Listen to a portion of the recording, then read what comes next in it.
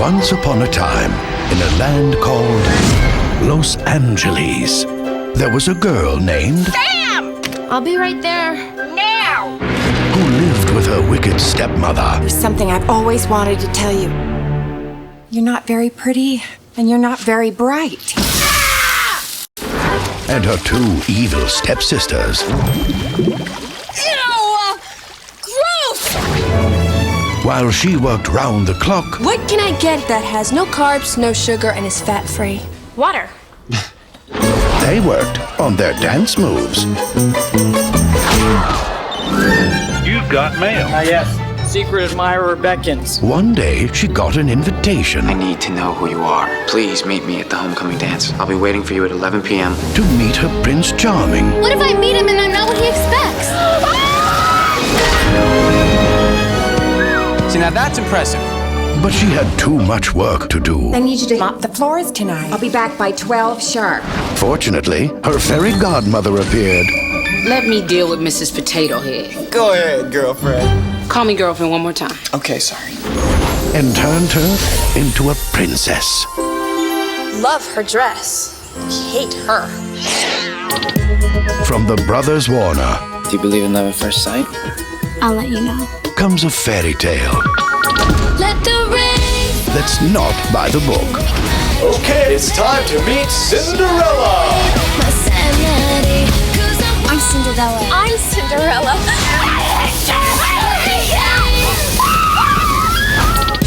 I am very, very upset about this. You don't look upset. It's the Botox.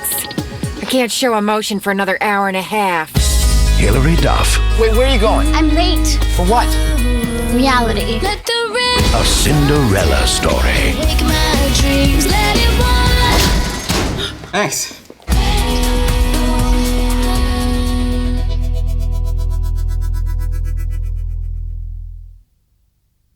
Wow. If it isn't Diner Girl. What can I get you guys? What can I get here that has no sugar, no carbs, and is fat-free? Water. Water. Feisty. Was that supposed to be a joke? It was funny. I'll have a vase. Excuse me? It's water. From Norway? She's the worst. Sorry, we only have water from the valley. Oh, well, then I'll have an iced tea. Make that two. And, I'm still waiting on that breakfast burrito, Diner Girl. Thank you.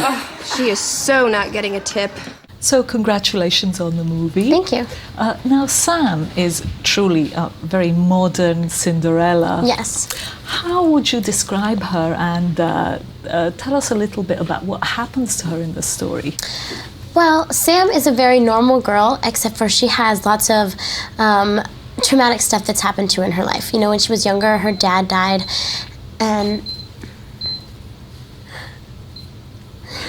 when she was younger, her dad died, and she gets stuck with this terrible family, and she's always kind of just gone through her life unnoticed, and nobody really pays attention to her, and she's not the prettiest girl in school, and she's not the most trendy, and she's not cool, and she gets made fun of and stuff, but she sets goals for herself, and she's a fighter, and she believes in herself, even though everybody kind of tears her down all the time, and she ends up going after her dream and going to Princeton, and doing stuff for herself, which I think is an important message to send out there. And it's kind of unlike any other Cinderella story that's happened before, where she actually believes in herself and doesn't just wait for everything to fall into place around her. Did you, you were probably familiar with the story, as any little girl is. Yes. Did you have some problems, though, relating to the character and her hard luck story, really? I think that definitely, everybody loves Cinderella, and everybody wants that kind of fairy tale in their life and stuff. But our lives aren't very much the same, and so I did have a little bit of trouble, just trying to relate with where she was coming from and stuff. But I think that, I got more comfortable with it, and it was definitely fun.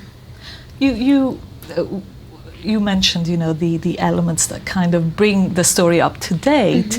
How much of that did you sort of bring to the movie yourself, if you like? You know, was there anything of you in the character? Well, I definitely think that just all the characters were more trendy, more hip, more up to date, and all the characters had different twists to them. Like my character, you know, was more of like a really good person, you know. Even though Cinderella was, she had dreams and beliefs and goals that she set for herself, and that's what I liked about her. And she was very, you know, she stood up for herself, but she wasn't like aggressive, and I liked that. And then, you know, Regina's character, she played the fairy godmother, and she was great. She had a little bit of attitude in the movie, and I loved that. And you know, same with everybody.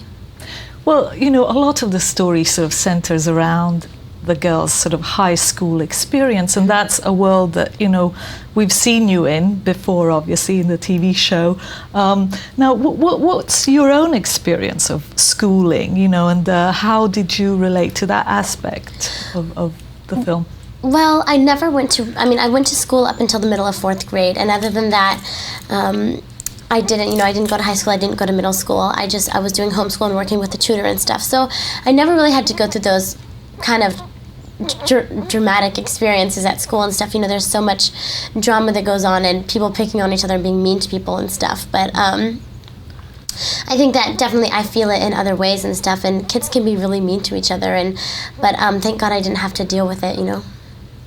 Do you want to go to college yourself?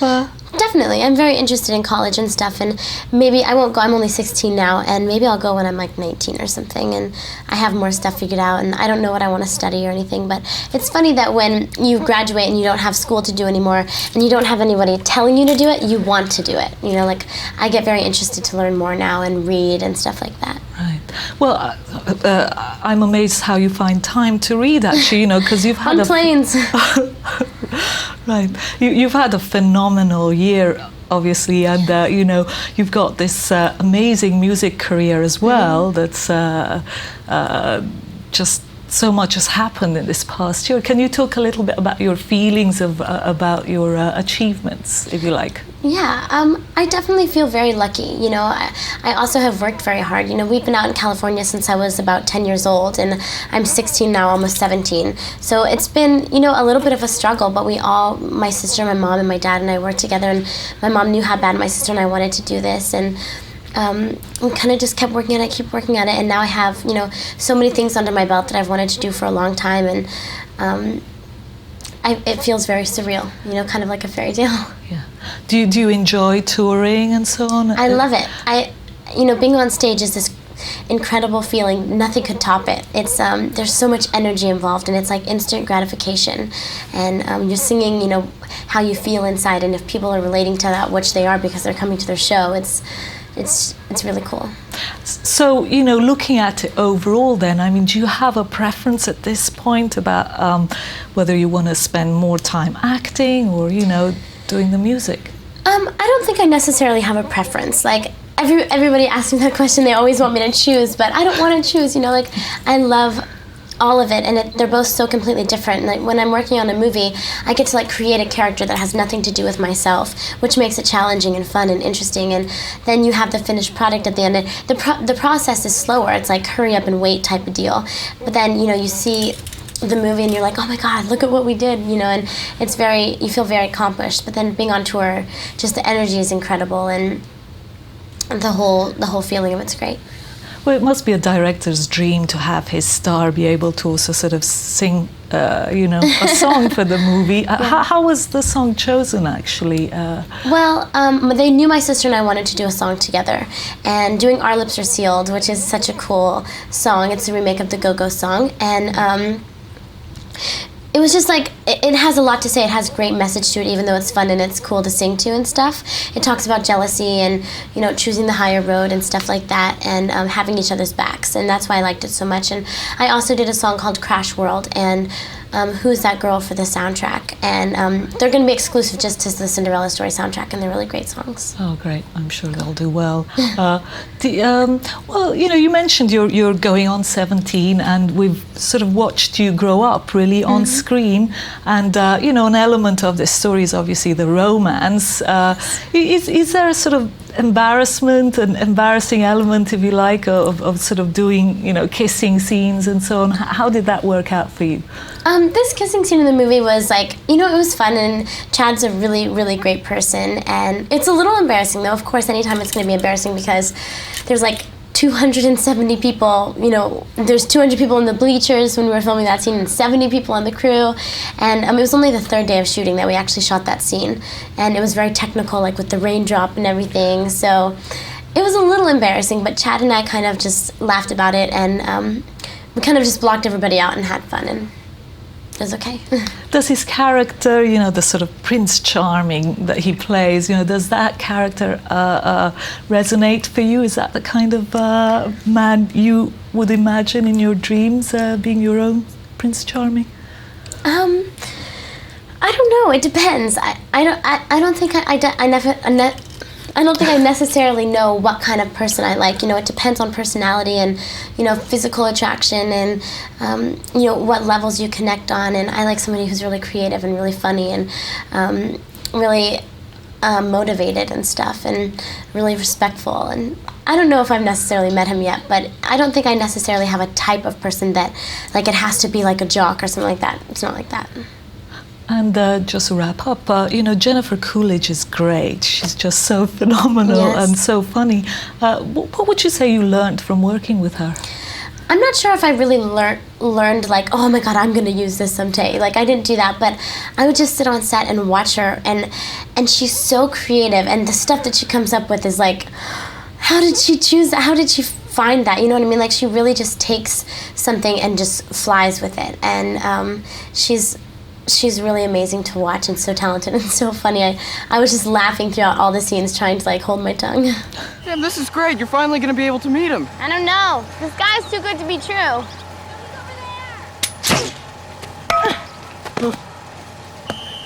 Come on. It's been like a month since you met him in that Princeton chat room, okay? You talk to him all the time. You know him. I know, but he doesn't know me. What if I meet him and I'm not what he expects? Maybe this whole relationship's just better for cyberspace. Hello? Some little rat got into my salmon and ate it all. I need more salmon. And wash the jag. Fiona. One more pitch. Why do you act like her slave? Simple. No Fiona, no money for Princeton. That sucks. Tell me about it.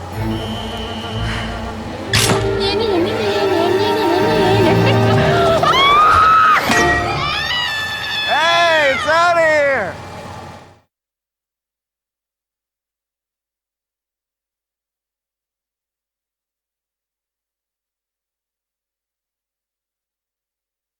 Our Lips Are Sealed is a song that's a remake of the Go-Go's, and my sister and I decided to do it because in our lives and in other people's lives too, there's constantly people coming at you and sometimes talking bad about you, and it doesn't just happen with people that are, entertainers. It happens with kids in high school, kids in middle school, kids in elementary school.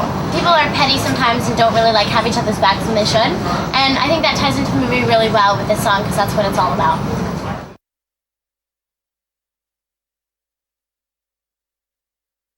I worked with Chris on my video for So Yesterday, and that's by far one of my favorite videos. And I love working with Chris because he's so energetic, and he's just really smart, and he's so fun to work with, and he has such an eye for everything. He's really hip to like style and which way to shoot. He has a great team that works with him, and he gets my sister and I. Like, he knows our personality, and he knows what we think works and what we know what to do, and he's just really great, and he's fun to work with too. It's not like going to set and working. We like goof off and tell jokes, and he's crazy, so.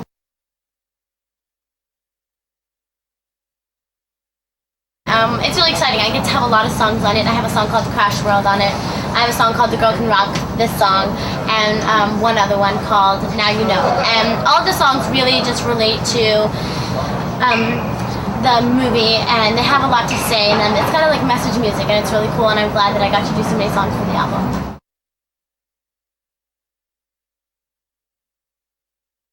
Haley and I are actually doing a 2.5-month tour over the summertime called Most Wanted, Hilary Duff Most Wanted, and there's going to be a band opening for us, and then Haley's going to be the special guest, and she's going to do a couple songs, and then we're doing Our Lips Are Sealed together.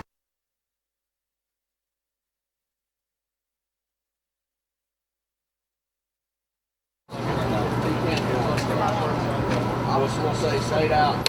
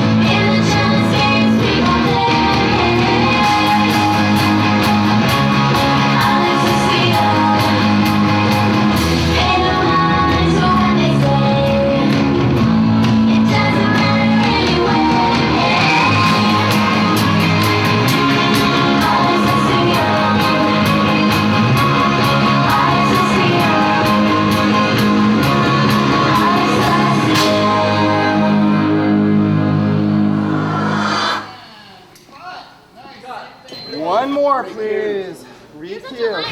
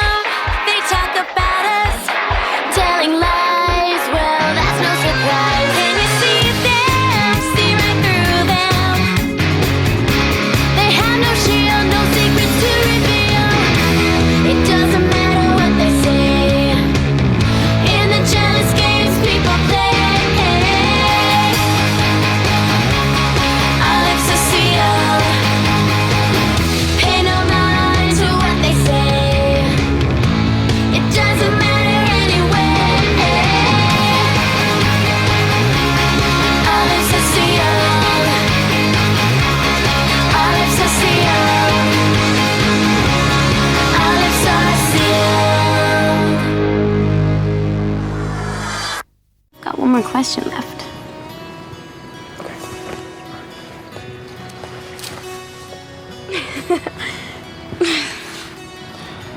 Do you, Princeton girl, feel like you made the right choice meeting me here tonight? I do. And do you, Austin Ames, ever want to see me again after tonight? I'd have to think about that.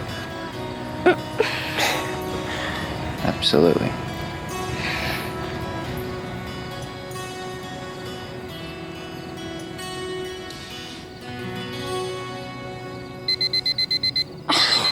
Not now. What? I've got to go. What, you have a car for yourself? Something like that. I'm sorry, but thank you. This has been the most amazing night. Wait, where are you going? I'm late. For what? Reality. I think I definitely stand out from the crowd because I definitely do my own thing. I mean, I sing pop music, but I think I have my own twist on it. I always try to do my own thing. I can't do something like anybody else because you want to feel as an individual. That's what makes you an artist, and that's what makes you stand out, and that's what I'll continuously try to do. I really admire Madonna. I think she's great. I respect her as an artist. She's been able to reinvent herself every time she's come out. She just has this energy about her. And she commands the crowd when she's a performer too. And there's just something about her. And Janet Jackson as well. I love her. I think they're both amazing performers. You grow so much from 20 to 21. I think it's just a stage. You just inevitably, you just learn, for me personally, like you just learn so much about yourself. And it was cool because I got to actually write about it in this recording process and do my thing. And it's cool because you just, whatever your song is, you take that and it re-changes you as an artist, as in when you do a video, and it grows with you, your music. It's really a natural process. I would not be in this business if it wasn't challenging. You have to, like for me personally, in everything that I do, in the studio and dancing, you can't go backwards. Each time you move forward, you have to work with people that challenge you and push you harder and just push yourself to the limit. I'm a workaholic. It's one thing I need to kind of work on. That's why I love what I do, because I love to challenge myself. At first, when I first started, I did it to entertain, but then the more I did it, the more I realized how you do touch people and how that is an amazing gift that I've been blessed and I was given, and to know that you can touch somebody just by singing a song. When I am in the studio and I do record, that is something that I really do think about. I do it for me, but at the same time I know that I'm out there inspiring somebody, and that's a cool feeling. It's a very cool feeling. I think my song, Stronger, sums up Dare for More, definitely. I would love to do a lot more albums, and I would love to do musicals, like do film and get better, and again, challenge myself with acting. I think I would love to do more films as well, though, and musicals, because I'm not that experienced with it, so it's exciting for me. To get the best out of life is to live each moment like it's your last. I know that sounds cheesy, but live each day like it's your last. My ultimate goal is just to be a good person, a healthy person, and to have healthy kids. Yeah, to be happy. That's my goal in life. Probably performing with Madonna. That was very challenging for me. The new album is where I'm at in my life right now. There's some personal songs on the album, but it's very vibey and trancy and moody, and I was just really blessed that I was able to take time out to work with people like Moby and Red Zone and Madonna, and really think about things like that, and take 8 months and really go there and really try to indulge myself in my work. So I've been blessed. I'm really, really happy about it. I can't wait to go on tour again. I'm excited about touring, getting on the stage and feeling that energy from the crowd and being like, rock star, yeah.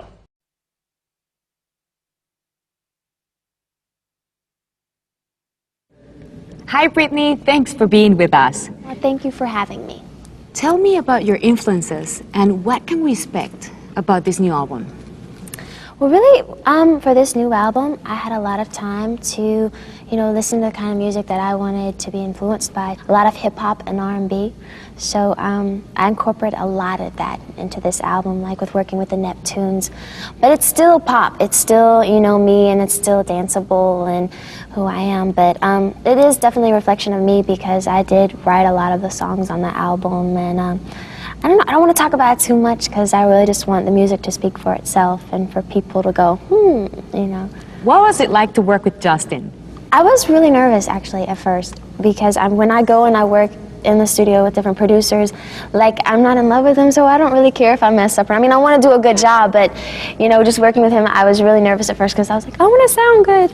But I went in there, and of course, I started feeling more comfortable, and actually, he almost got the best vocals out of me, so it was a cool experience. So. Was he tough with you? No, he wasn't tough. There was a couple of times where we argued a little bit, and I was like, no, I'm doing it this way, But it was fun. I liked it. Brittany, you're 19 years old, and you have had 3 successful albums. How do you cope with being in the spotlight at such a young age? When I'm on stage, that's my time to be in the spotlight and to go there. But when I'm off stage, I'm just like everybody else, you know? And I just make a lot of time for that, you know, for my soul. Since the beginning, you have been portrayed as a role model. With your evolution as an artist, are you as comfortable with the role as you once seemed to be? I don't label myself that way. I mean, it's very flattering that they look up to me like that, but I don't believe in looking up and wanting to be exactly like someone else. I think that we're all special in our own ways, and it is cool to be like, oh, she's cool, and to get inspiration from people, but we are all beautiful beings in our own right, you know, and you should just love yourself. You wrote the book A Mother's Gift. This must have been a special time for you and your mother writing together. What did you learn about each other doing this book? Well, within like the past 2 years, we've gotten really, really close, just because I think with me being away a lot has made her just have to really go there and trust me, and it made me miss her and have more of appreciation for her, and it was very cool to be creative with my mom like that. What was it that you discovered from her that you didn't know before? That she's very silly. Yeah, like some of the funny parts in the book that we wrote were all from her. And, you know, and not only that, it's just, my mom's an inspiration for me. You know, she is such a beautiful person. When she walks into a room, she just lights up. Everyone's like, oh, hi, you know, and I really look up to that. You have formed your own production company in order to discover and promote young talent. What advice would you give to new talent? I would say, you know, whether it's communicating with people or, you know, drawing or whatever it is, I think it's up to you to find it, because honestly, God's given everyone a special talent. You should express it and use it, and just practice and get better, you know, and definitely use it and express yourself with it. Pepsi has a history of fulfilling partnership with some of the most successful artists in history, such as Michael Jackson, Madonna, both of whom are a big fan of yours. You have recently performed with Michael Jackson. What was it like working with him?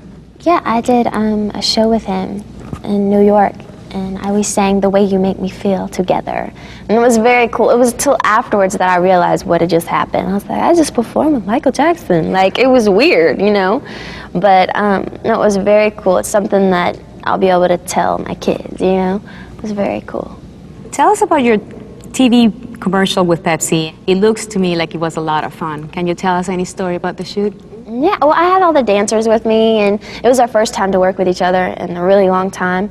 And I don't know, we had a blast. And the director, oh my gosh, he is a trip, you know, and he's so funny.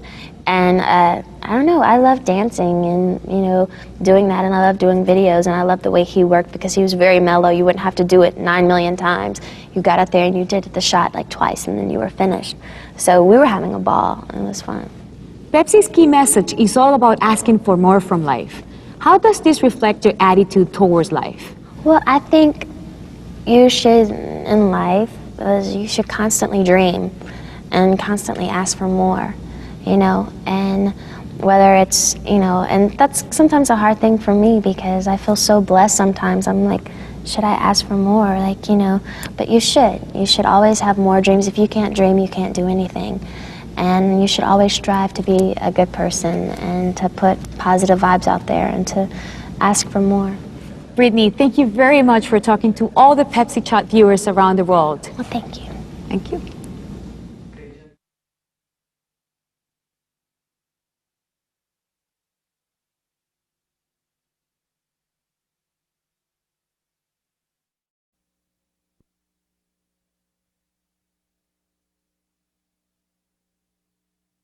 I just kept thinking, I just hope she just rests during the solo, and then halfway the solo you start belting out some more stuff. No breathing before the last one. No, I know. Then I was like, dang, I'm tired. I like that. I like the lead into the third chorus like that. I don't think we should stop there. Okay. It's too obvious to stop. I'll lead it in with the vocal. And the truth is all you see. So exciting. When you feel that hole inside your soul, you wonder what you're made of. Well, we all find out. Go pop it in there. That'd be great. Just want to double check. It goes to Las Vegas too quickly if you do Right. that. I got you. Blame it on It goes to the strip. Yep. Hey, we don't want to go to the strip yet. I got you. Oh yeah, that feels good to me. Any more? I still would like to hear a little.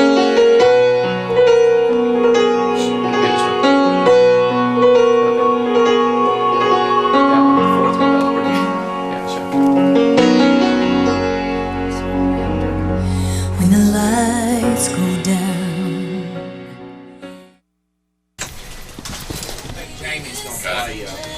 Morning. Good morning. Hey. How are you?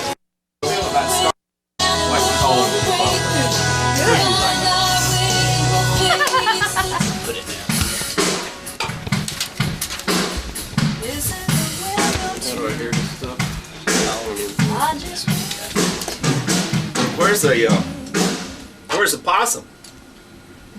No possum on this. Okay. From this demo that we had, what do you think about where it was, or up maybe one click, or we don't want to lose that emotion. I think I need to just sing it. Okay. 'Cause We'll I don't start know. there. We'll start there and see how it goes. Okay. I just want to be free.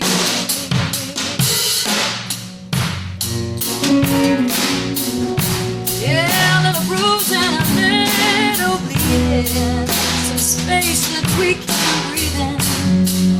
The silence in between. Open. I think so. In the choruses, definitely, like, Go after him more. Yeah. He just needs to play powerful. I don't think. I might want to try to show that. Okay. No problem. You want to go down a half step? Yeah, B flat. Still got to be flat. Yeah. No problem. So you play with a couple of the guys and see. Yeah, down a half. Okay. See what this does, Faith. Yep. Tim, is that going to work okay for you? Quick light. Yeah. I wonder if I should just go out there and sing this several times through, like this, and then let's pitch it up, and then I'll do it both ways. Is that a waste of time? Because even right now, it feels like the chorus is low for you. Yeah. This is a full step from where it is. Now, is that enough? This is a different. Do we even want to go higher? I don't know if we want to go higher. And then always just double it even. Easily. Yeah, repeat or whatever. Okay. Man, I think the verse is too low.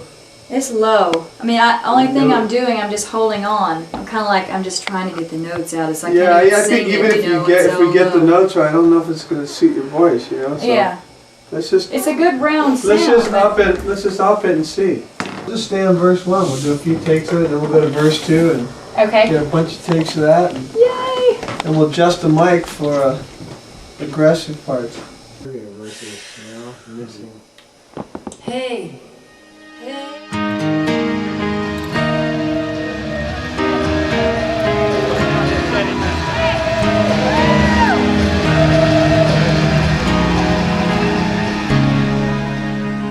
If I had just one tear running down your cheek, maybe I could cope, maybe I'd get some sleep. If I had just one moment at your expense, maybe all my misery.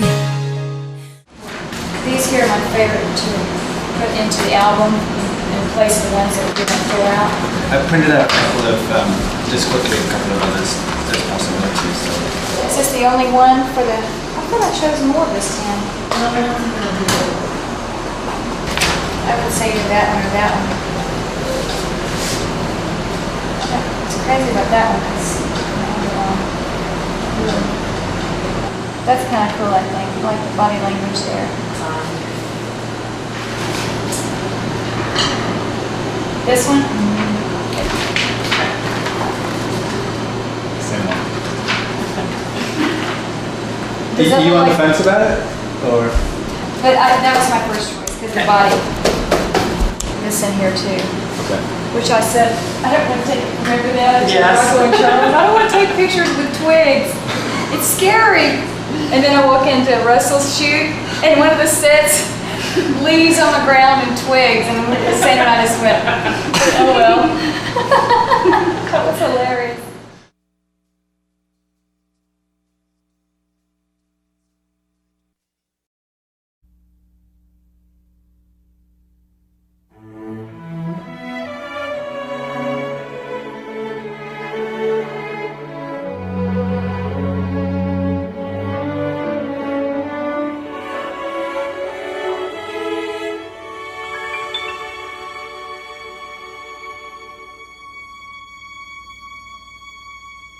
Everything I have is yours. I said a prayer that someday I would find a boy, and together we'll find joy. Maybe someday, oh, and he would care about the color of the sky, about the things that make me cry. Maybe someday, if it happens, this is what I'd say,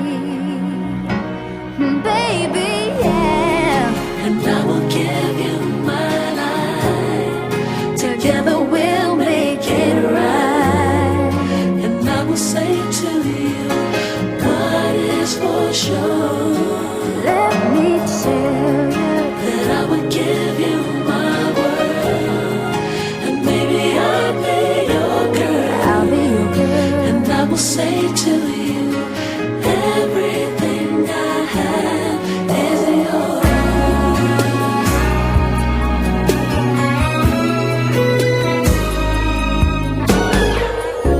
I wonder if baby God has showed him he is the one who's gonna marry me. Maybe someday. So I'm gonna wait, 'cause I'm worth waiting for. And what I'm worth is so much more of that someday. And if it happens, this is what I say. It's what I'm saying. It's what I'm saying. And I will give you my life. Together we'll make it. And I will say to you.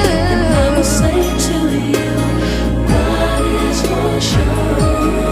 And I'll give you my world. And I will give you my and I'll be. And maybe I'll be. And I will say to you.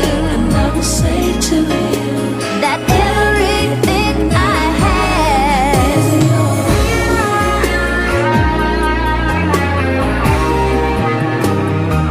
This is what I'd say. And I will give you my you see together. Together we'll make it. And I will say to you. And I will say to you what is for sure. And I'll give you my world. And I will give you my world. I'll give you my world, baby. I'll be your girl. And I will say to you. And I will say to you everything, everything, baby.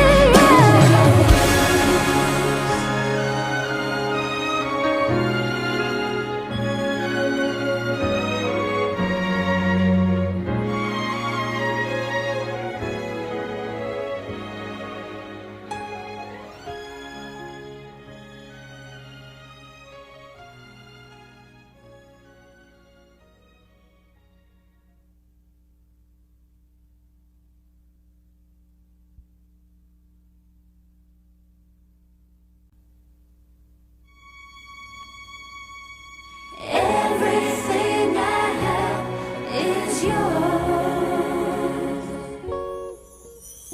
Hey, I'm Stacey Arico, and this is Eric Welch, and we are here to talk about my new video, Everything. What was your favorite setup during the day? The whole rose thing. I just thought that was so cool. I just can't wait to see what it's gonna look like.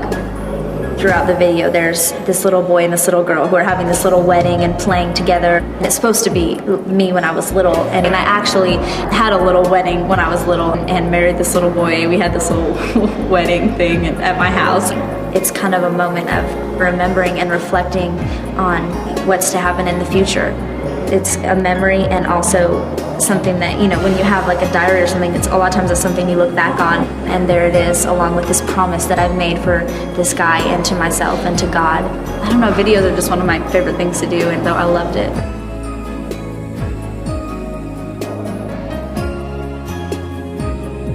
Everything is a song about purity and saving yourself for your future husband or wife. And sadly enough, it's something that a lot of people have just never even heard before. It's like, wait to have sex till you're married? What? You know, it's like, because it's always, you know, they'll say have safe sex or wait until you're ready or wait until you're sure, but it's never wait until you've met the person, the right person, and the person that you're going to spend the rest of your life with. And I just hope to, through this song, to explain to teens how saving yourself can be such a great, sweet thing, and that it doesn't have to be this huge challenge and this huge, you know, this huge pain in life. And when you get married, I mean, you'll care more about what that person thinks, and you'll want to take care of that person more than anybody else you've ever met in your whole life. And so it's so worth it. And abstinence isn't dorky, and it's not stupid, and it's very cool. It's something very special. And how cool that I can encourage teens to that. Hi, I'm Stacey Arico, and you're watching the premiere of my new video, Everything.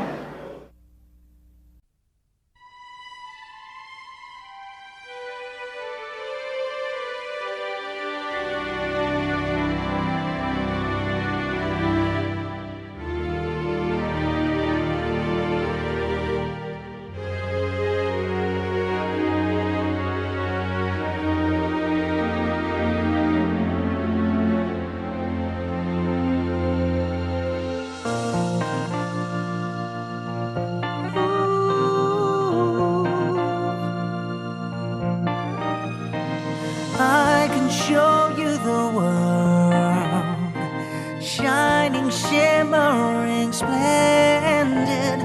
Tell me, princess, now when did you last let your heart decide?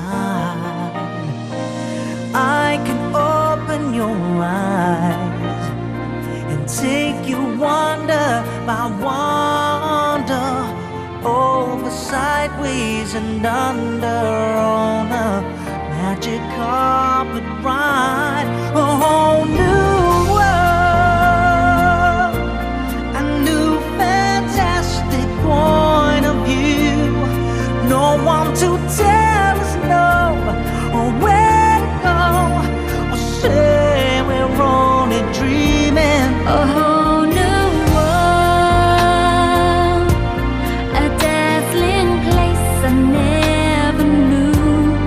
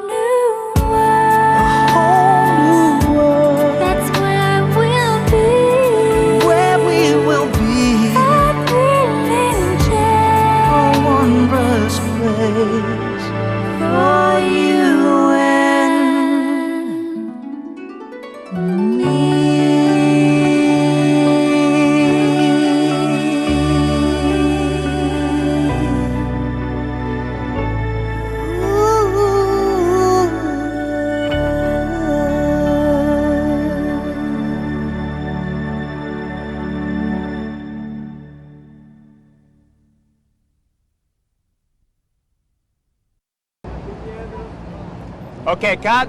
Cut. This is the video clip for A Whole New World. We're in Rome. It is absolutely stunning. Now, the director Luke has been involved in a lot of Madonna's videos.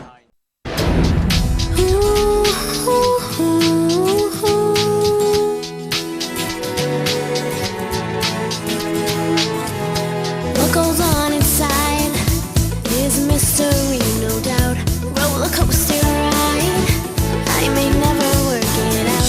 Here's the brand new me, skates around and floats on air. I'm a sight to see, rainbow colors in my hair.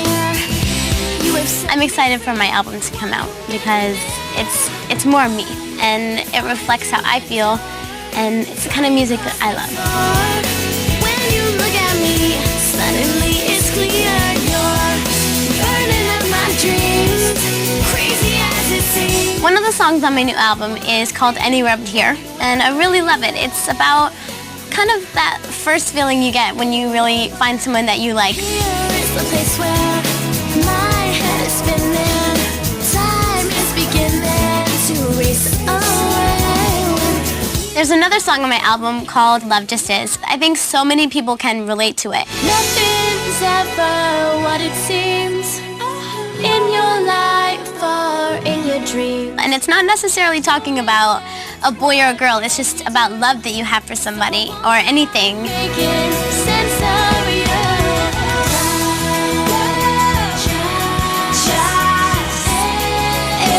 Whatever it may be.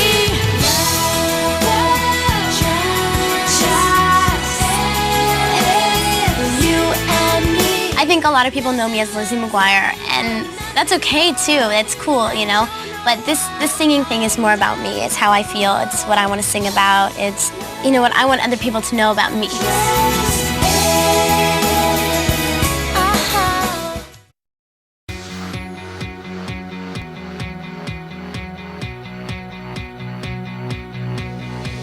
You want to ride in a big limousine. I know you want to take a little bite of the fame machine. You wanna be discovered, end up on the cover of every star-studded supermodel magazine. It's your moment, time to own it. It's the American dream. You wanna be famous. You wanna be the one who's living the life. You wanna be famous. You wanna be the one who's taking the dream right. You want to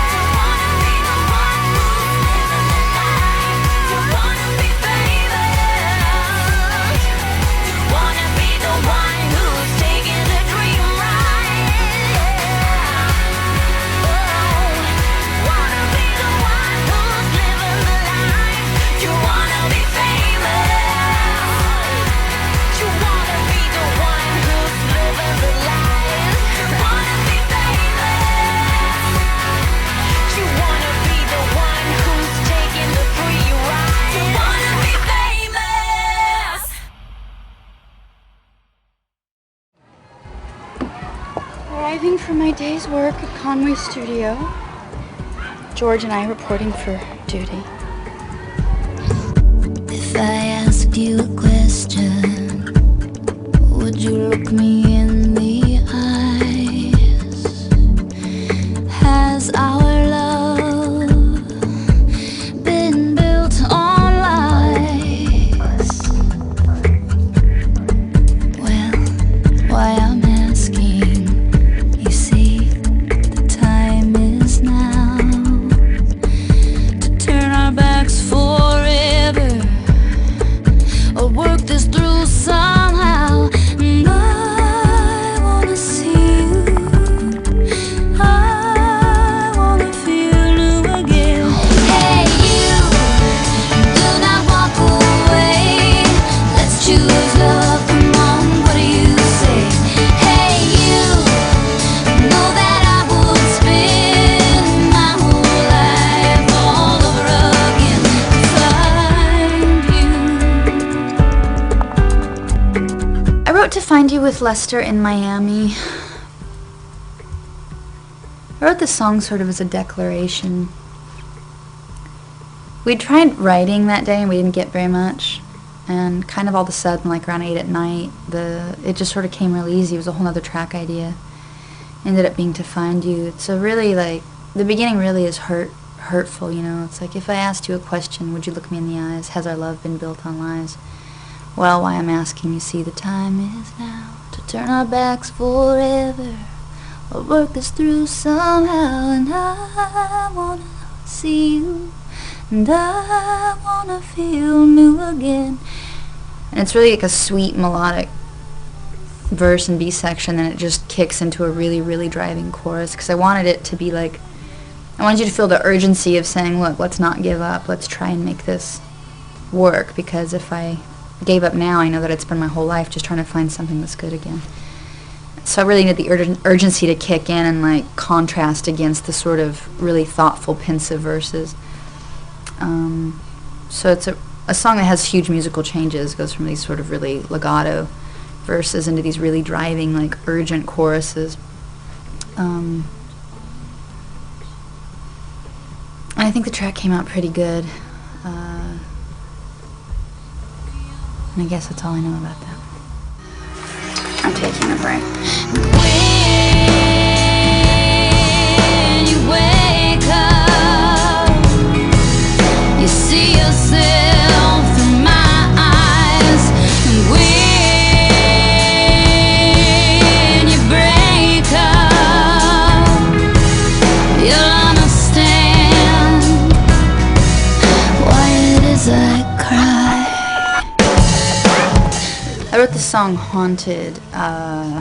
It was a song that came to me really fast. Like, it came to me in 5 minutes. Like, Lester played a chord, just one chord, and I heard the whole song. And it wrote itself. It was one of those kind of weird things. And I think it was, when we were cutting it live with the band, I think it was the band's favorite song. I think everybody went out and got drunk that night and, like, celebrated. It's a spooky take. It's, the vocals you hear on the track are actually vocals, scratch vocals, which are basically, the band was all out here. Everybody played together in one room. There's a sliding glass door. I'm in here singing. And I sang with the band, and we ended up using that performance. So you're pretty much hearing one whole take where we all played it live together, like as if we were on stage, basically. And it has a really special feel. It's a spooky song. I wrote it about, from a male stalker's perspective, about stalking somebody, about stalking a woman. It's a really dark lyric, but I had a lot of fun writing it, and it's one of my favorite tracks on the record. It's a really raw track. Like, the vocal isn't perfect, but it's just really raw sounding. I think it's a good performance. You're my one true girl, and I won't be stopping just 'cause your knees are knocking when I decide to drop. And so don't make a sound, 'cause no one around to come between us now. I'm gonna haunt you, girl, and when you wake up. Thank you very much. This is Jewel Kilcher signing off. Another exciting day in the studio.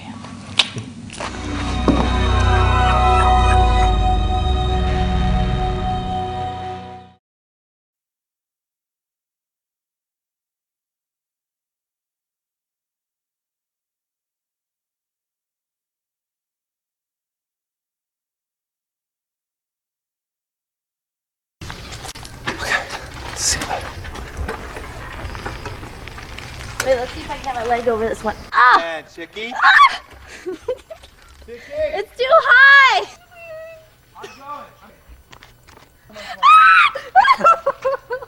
Got it. Whoa!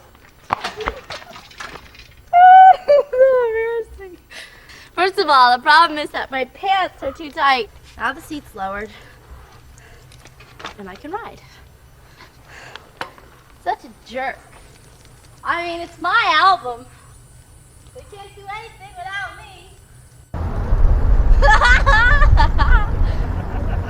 Hello?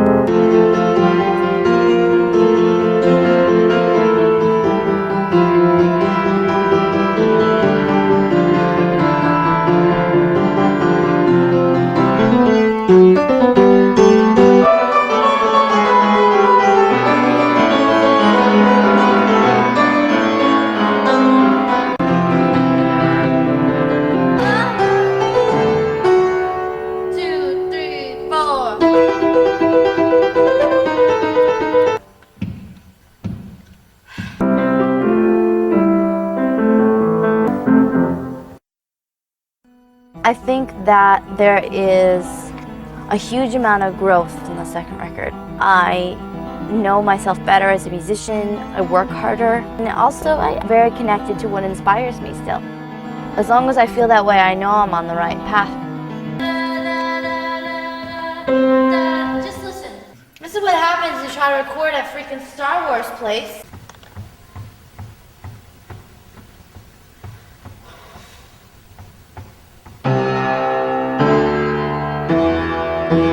So was I early?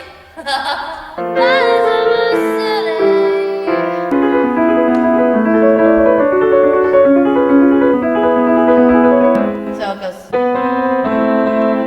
Wait. Yeah. Oh.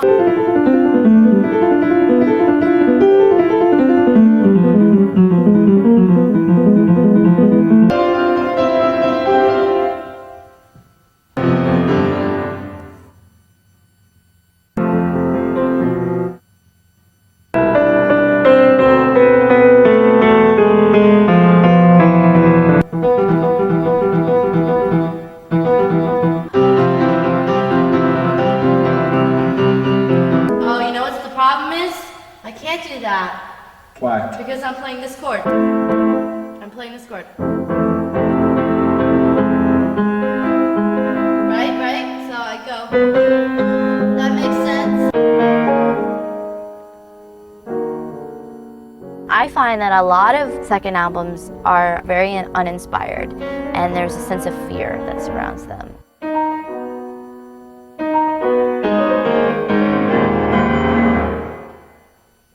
I started playing when I was almost 3. There were certain passages in the pieces that I was learning, whether it was Chopin or Bach, a few measures, a few bars that I thought were incredibly moving. It was just like this moment of transcendence. I think that ends up fueling my own desire to create. Down, down, down. I want to double that. Same thing. I'm going to put the tack hammer on and double it.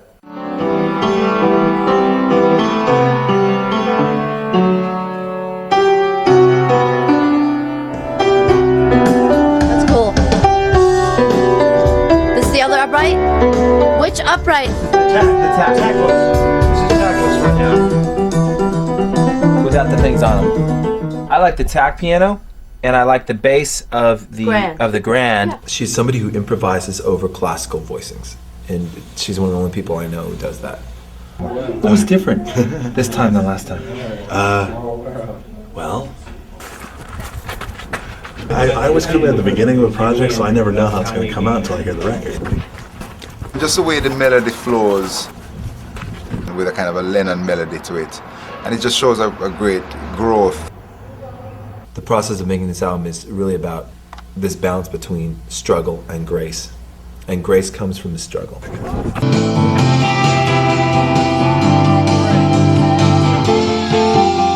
It was cool. She was kind of gothy, and she looked like a darker character. I think she's just different, and that brings more of that element, the goth element, or like the weird fluke element to the surface.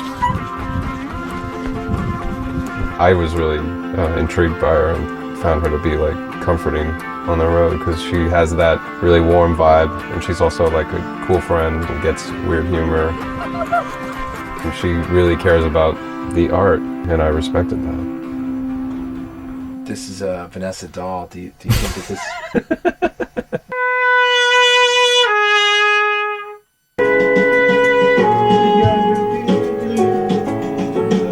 Thank you. Right. Perfect. Done. That was the quickest, most like exact translation of an idea into practice I've ever seen.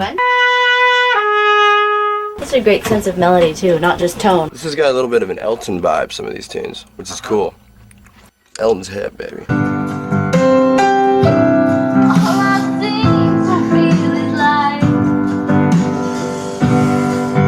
Also, working with Orion, he is just a...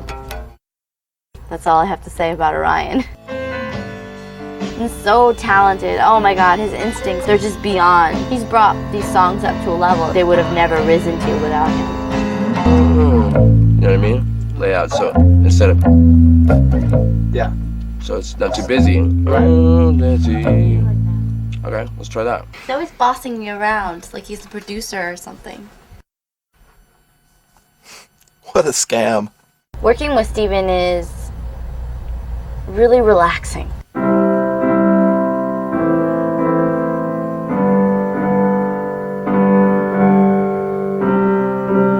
It's very interesting because he comes from a kind of like a punk, like a rock root.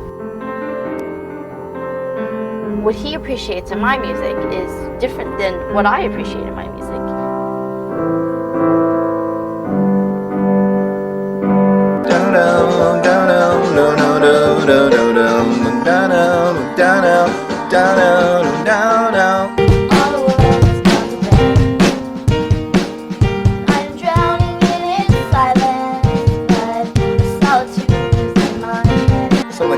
And I'm glad he's not a pianist. I mean, he plays like this, but he knows exactly what he wants to hear.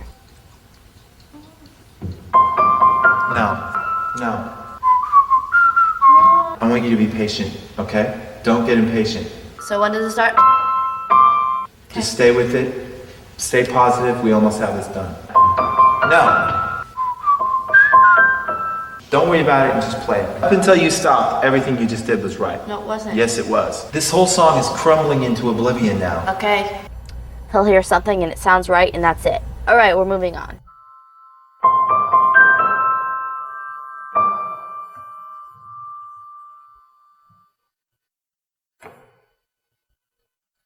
Good. We're not doing that again. That's it. Print that one. Beautiful. He's incredibly intuitive and he's really melodic. He's like Mr. Melody Man. He's just really, really great. There's no sense of something so precious and we have to make the right decision. So it's this very organic approach. And so there's a sense of I'm on my turf, you're on your turf, and we come together. You've got two sets of notes, right? Da-dum, and then da-dum. Yeah. Don't play the last note. And then it's like two rich bodies that kind of produce this world that's just very fertile. It's a very sexual reference, but anyway, it works out musically. Hey, what a fine leading man he was, as you are here. Are you related to Liz Taylor? And Vanessa, looking right here. Vanessa, right in the center. I don't feel famous. I feel like I have some famous songs. Vanessa, right here, please. Vanessa, right here, please. Vanessa, right here. And Vanessa, right here. Vanessa, look here, please. Vanessa, right here, please. Vanessa, right here. I think what's unique about some people live for being famous, that's the point of their job, I don't.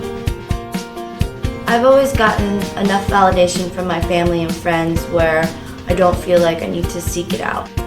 But I want my music to reach people, so I have to go through the whole publicity process. I try on clothes and get all dolled up.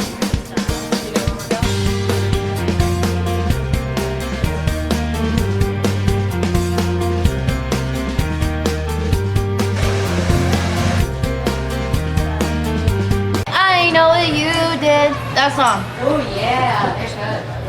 No, what do you mean they're good? Let's go.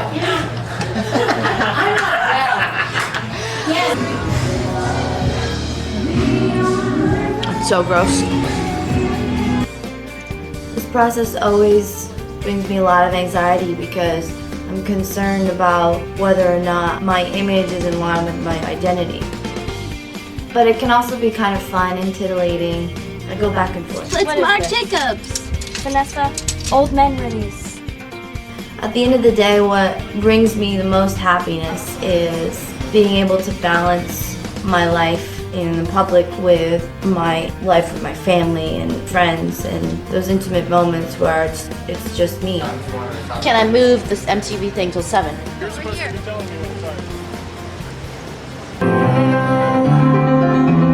All right. Thank you. Ma, you should hear C'est La Vie. I'm doing it on a Rhodes in tremolo, and it's so cool. It sounds Publicity like, stuff is best when it's in New York because I get to go home to my apartment, and take breaks, and feel normal.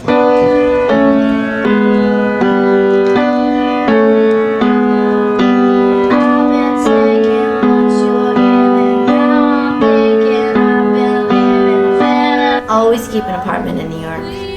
Once a New Yorker, always a New Yorker. Teen People rocks my you're gonna start world.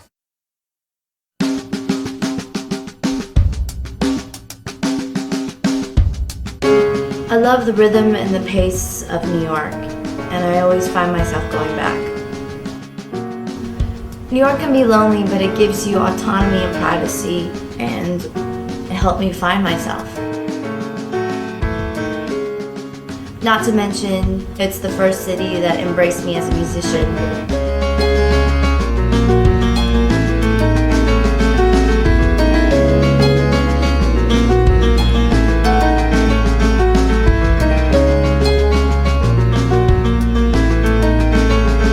What I love about living in New York, aside from the urban life, is the independence that you can have within such a huge city.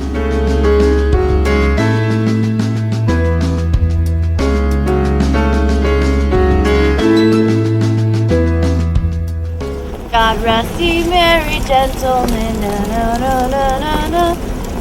It's a good melody. I don't know really what the hell it means. I just have so many private moments in New York where I feel like I can't really have in any other city.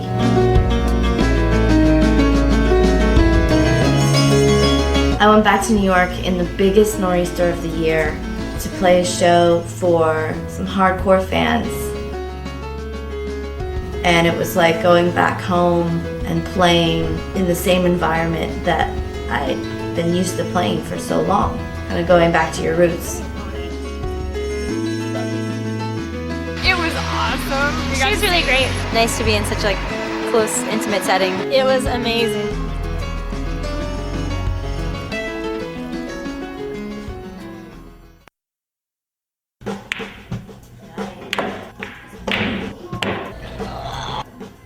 Please acknowledge what a freaking role that you were on and that this is not normal. I mean, don't ask this happened there. Whatever. You're usually just a little bit better than I am. You're a Cheeto eater. I know, anyway.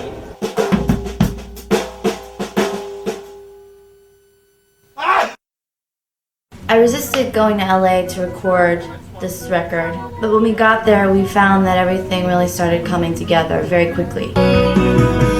It's more common than you think. Oh, we did not yet? No. Okay. And used to say, I can't live without you.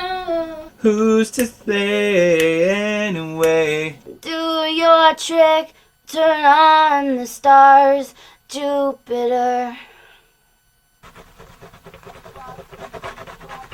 And who's to say we won't fade to gray? And who are they anyway? Anyway, never know. She floats. That word, you hold it together in your throat. You know what I'm talking about? But it doesn't sound natural yet. I don't care if you crack it. I don't care what happens to it, but I don't want you to hold back on it at all. I'm just trying to experiment with lots of different vocals. Because it just could inform a direction that you would never know, you know? I'm planning to make like a, 100-person choir on this song.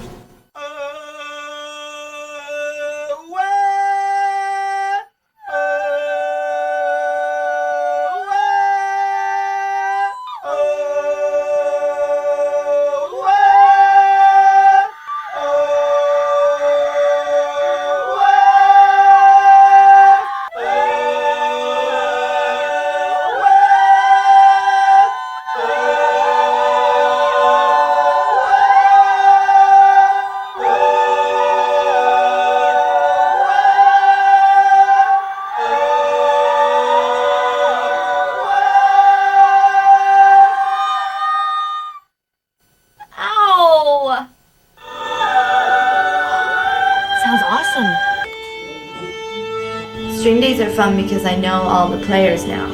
So it's like LA band camp.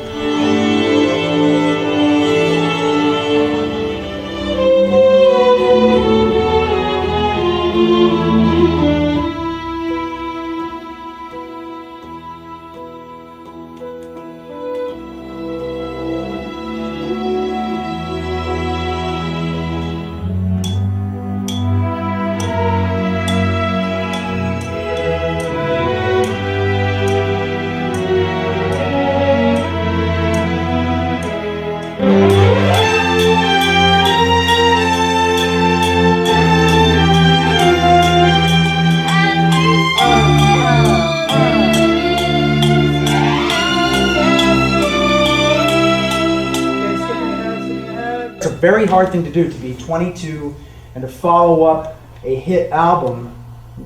The sophomore jinx is very, very, very difficult to face, and I think Vanessa has just sailed right through those murky waters with Stephen's guidance, and it's a joy. I'm so proud of both of them because I think it's just going to be a huge hit. What you're trying to do is push the envelope. Yep. Which is great. Should I put lipstick on and kiss it? It's My Life, and if he mixed hella good, the guys... He did. I think that Spike Stint is doing, right now, this always changes, but I think he's the guy who's doing the best pop mixes. I think like It's My Life, every time that comes on the radio, I'm just like, how did he do that? Let's check out Spike, and then Tom Loralgi, which means, of course, you have to go to Miami.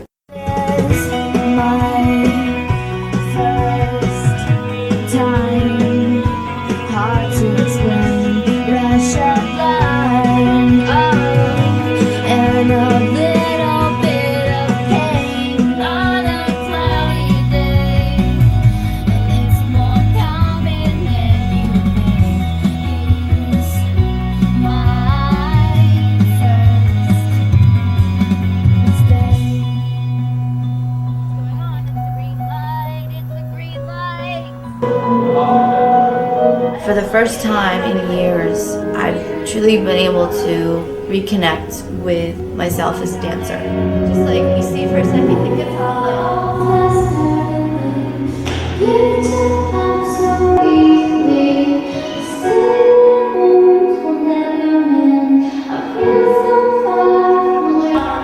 For so long it was repressed, and every day I just go to a studio before I start to play music and just dance.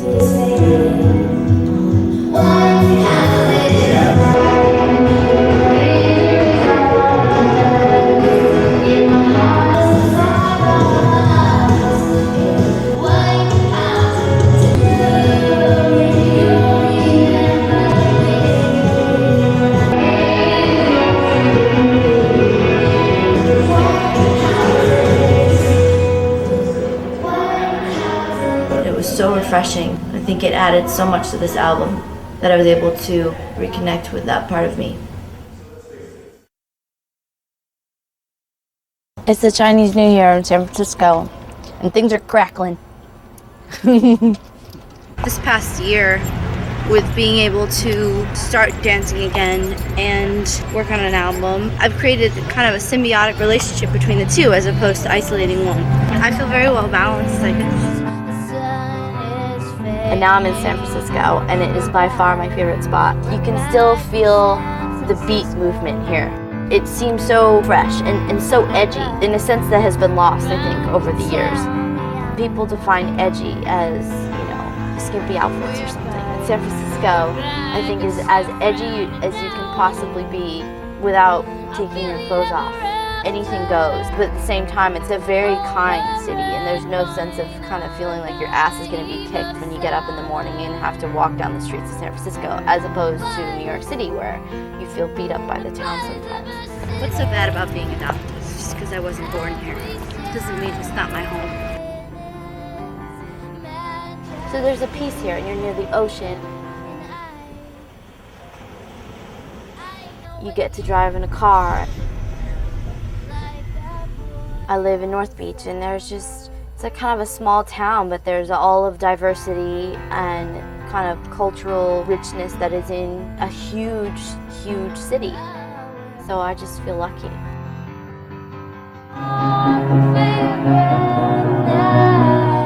That happens a lot, where you sit down and you play to comfort yourself, but it doesn't always pan out into a finished song. But in that particular day, I wrote 2. With the complete and selfless contribution of Stephen. Trying to say, let's get to the thought. By the end of that, Mother, don't wait. Some guys never gonna argue, ever gonna bet you're never gonna change. Just one thing to say to you. Goodbye, goodbye. I had this letter written long ago, but never sent it out. I had my speech prepared, my kiss outline rehearsed, but I backed down. Oh yeah, yeah, yeah, yeah. Oh, I didn't take so long for me to check the lead. I'm realizing you got nothing that I need. This message will be brief. There's nothing much to tell. My heart is signing up direct from AOL. So simple and elegant. Don't ever ask me why. I've got just one thing to say to you. Goodbye. Whoa, yeah, yeah. Yeah. You think that you're God's gift to like the we should fall right at your feet? I don't think so. No. And when you break a heart, you toss it up and never miss a beat. Oh yeah, yeah, yeah, yeah. But now the tables turn, I won't be hurt again. Does it feel backwards to be on the losing end? This message will be brief. There's nothing much to tell. My heart is signing up direct from AOL. So simple and elegant. Don't ever ask me why. I've got just one thing to say to you. Goodbye. Whoa, yeah, yeah, yeah. Some guys never gonna argue, ever gonna bet you're never gonna change. I'm through crying for you, no more lying for you, won't be caught up in your game. Don't really feel the need to argue this and that. Your time is up, so glad we had this little chat. This message will be brief. There's nothing much to tell. My heart is signing up direct from AOL. So simple and elegant. Don't ever ask me why. I've got just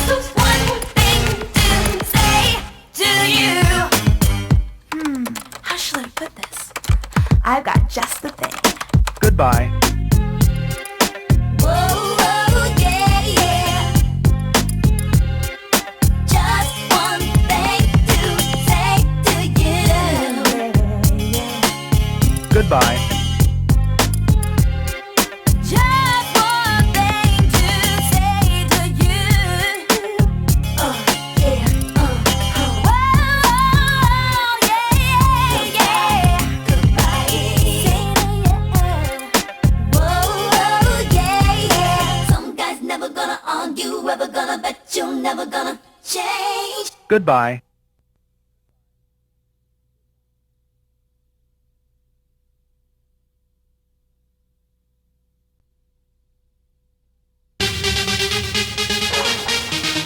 Hey guys, what's up?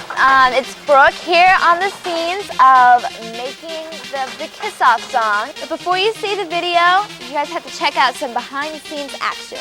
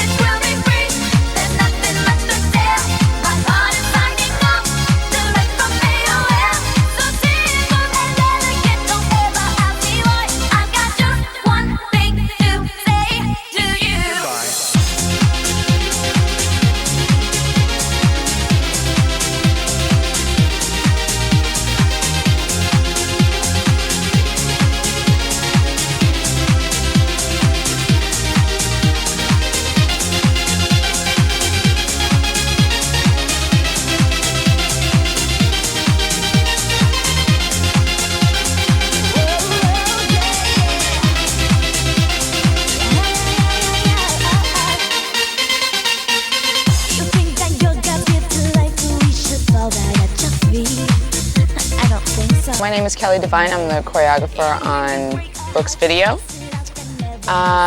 It's been fun. She learns so fast. We've only had 3 days with her dancing. She learned the entire routine. She works hard, she picks up quick. And the shoot day, we did all the dance yesterday. And it went great. We tried to do a different feel with the style of the video being sleek and a kind of millennium-like subway system. We wanted the choreography to be a little smoother, not so hip-hoppy, but still have that upbeat flavor. So I think it worked out. Hey, this is Steban coming to you from the set of Brooke Allison's new video. I'm especially proud of being on this set because it features like new technology and a bunch of cool stuff. Well, Steban was dancing and he fell, but it looked really good.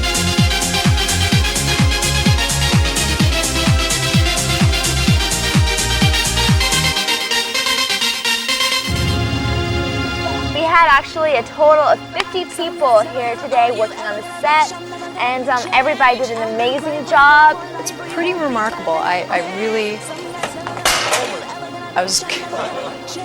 Well, she was up last night, got 4 hours of sleep before a video shoot here, watching 60 minutes, or Gone in 60 Seconds, oops. I got here at 6 o'clock today.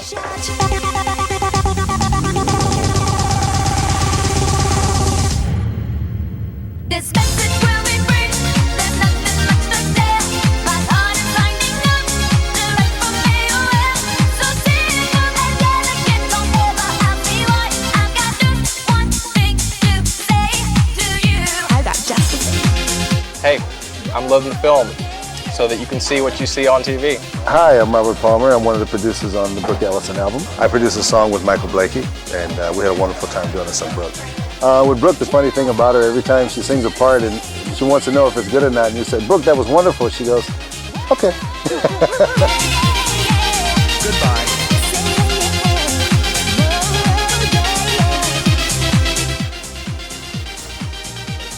Am I supposed to talk now? We basically put the set together in 3 days, but we did a lot of prefabrication over a week's time.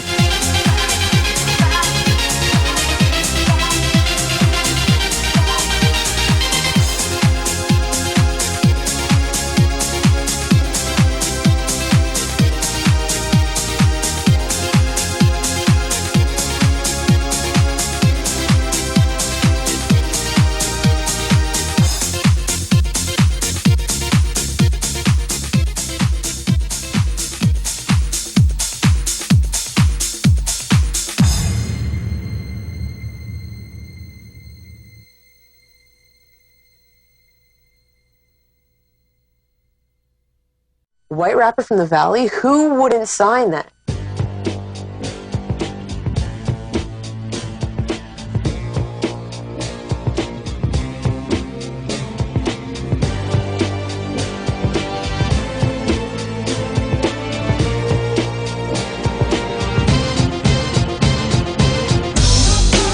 Rap today is more a pop thing anyway. I think it has leaked into the suburbs, and I think that I am one of the first of a generation, a suburban generation influenced by hip-hop, because it used to be that hip-hop was very underground and it was like an inner city type of thing. But now it's, emerged. And, well, I call myself Fan 3 because I've become overzealous fans of groups with 3 people, like the Dixie Chicks, or Destiny's Child, TLC, Salt-N-Pepa, Blink-182. These groups of 3 people have influenced me musically quite a bit. I had my dad help me with this song that wound up on the Lizzie McGuire soundtrack, the first ever Lizzie soundtrack, the TV soundtrack. And that went gold within a couple months. And I was sitting here, I was still 14, and I was like, well, why don't I have a record deal? I'm like on this gold selling, platinum at that point selling soundtrack. If the right person heard about Fan 3, then it'd be a done deal. I didn't have a way of getting to the right person, so I went in the back of Hits magazine. I went from the A-Teens manager all the way down to Vitamin C's manager. Vitamin C's manager was and is Ron Baldwin. I'm working. What? Jimmy Iovine called Ron and was like, I want a meeting. So we took a meeting, and then Tom Panunzio, the coolest guy I've ever met in my entire life, diamond in his tooth right here.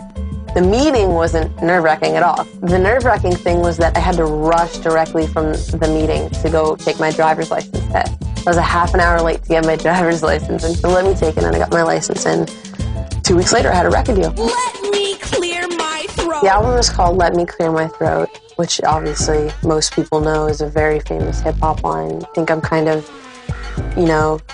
drawing irony on the fact that I do rap. Bit Crusher, the producer that does all my records, made an amazing, it's truly amazing. It's like a Bit Crusher masterpiece. And the drums are so great on it, and there's this little drum fill right at the end of each verse before it goes into the chorus. And it's a perfect spot to say, it's like, let me clear my throat. Let me clear my throat. Party people in the place to be. All the players in the house wanna step to me. Check it out, I'm a second MC. You wanna bang, but you know you can't hang.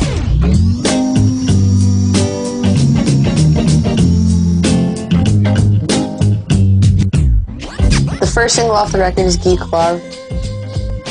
Making the Geek Love video was crazy fun. It was a real good time.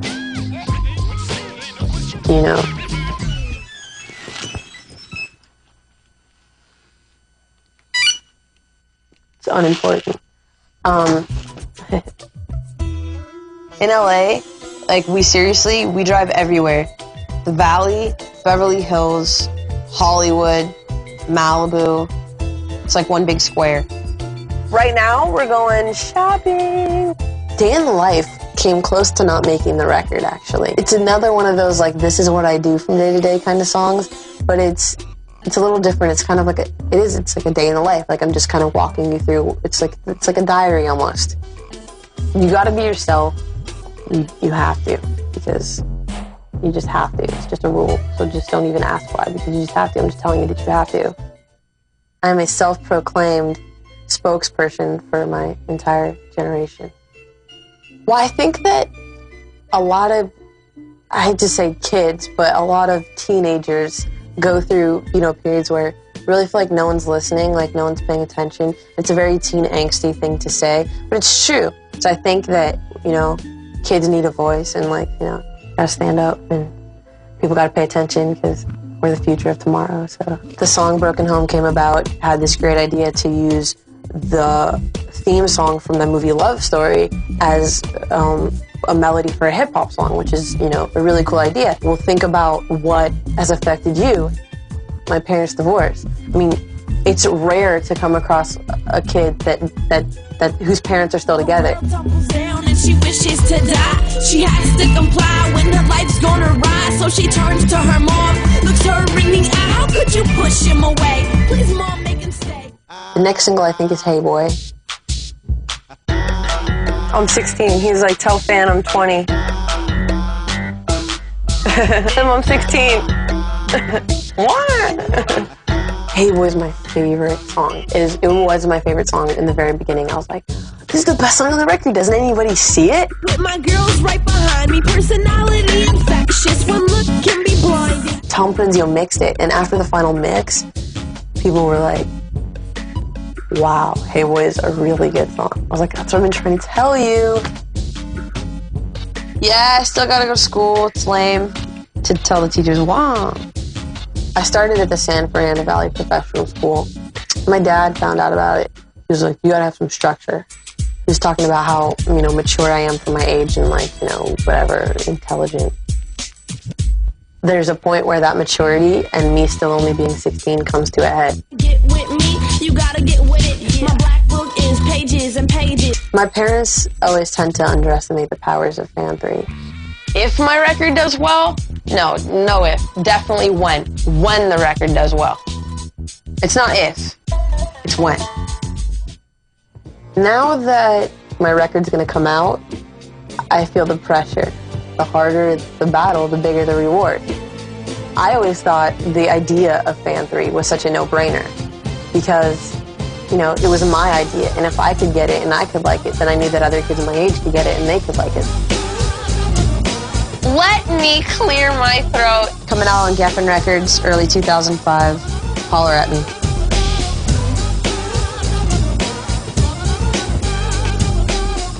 We just saw the advanced screening of Shark Tale because Digits is on the soundtrack. I was just in Vancouver shooting an episode of Romeo 2, the second season. I played a rapper named Fan 3. It was so fun. Romeo's great, really nice, it was really chill. We went over to Toronto where we shot an episode of a show called Darcy's Wildlife. It's going to be on Discovery Kids on Saturday mornings on NBC.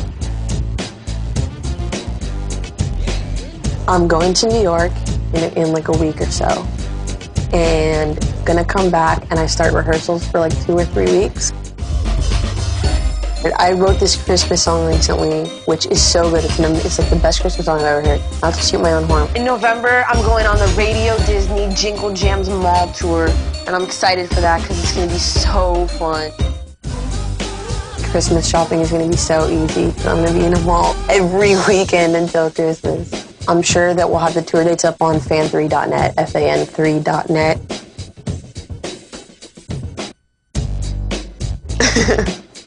Here's another thought. I'm like the cool thing to get a tattoo and like to, you know, get piercings and go out and drink and, you know, everyone drinks and everyone smokes. If you really want to be a rebel, you know, don't drink, don't smoke, don't get tattoos. And, you know, then people will look at you different, you know.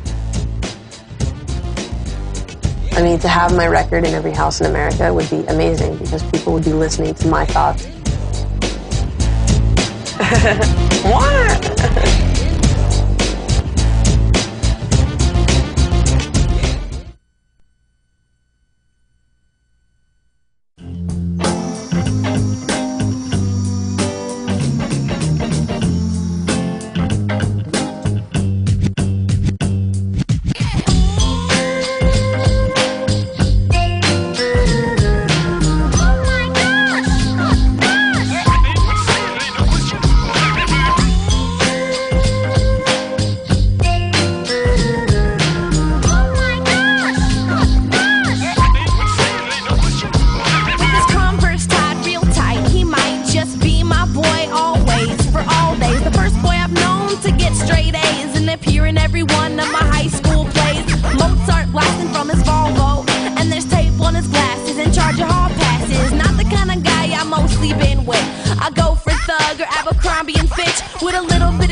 a boy here and there, not a guy who doesn't even show his underwear when he sags his pants. But I wanna go with him to the school dance and have him be my date.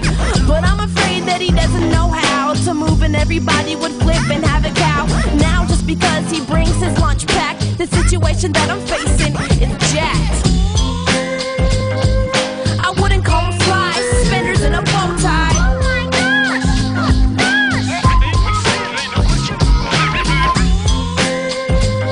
I wouldn't call him the man, but he can still hang a fan.